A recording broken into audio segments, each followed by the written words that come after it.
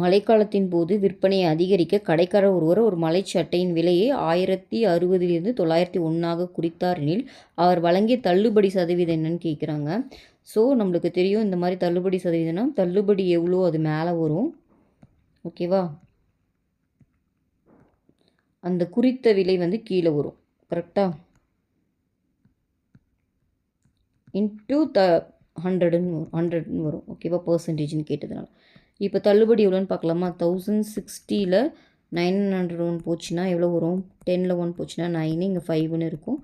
10ல் 9 போச்சுன்னா 1. அப்போ 159. குறித்த விலை பார்த்தீங்கன்னா 1060 இன்ட்டு 100. இப்போ இந்த 0 கேன்சல் பண்ணிடலாம். 2 டேபிளில் கேன்சல் பண்ணிங்கன்னா இது 5, இது 53ன்னு வரும். இது பார்த்தாலே தெரியுது 3 டைம்ஸ் வருது. ஏன்னா 3 வந்து 3 3 சார் 9 அப்படியே மல்டிப்ளை பண்ணுங்கள். 5 3 சார் 15, 3 டைம்ஸ் வருது. அப்போ 3 × 5 15% கொடுத்துருக்காரு அவர் மொத்தம் தள்ளுபடி. ஓகேவா?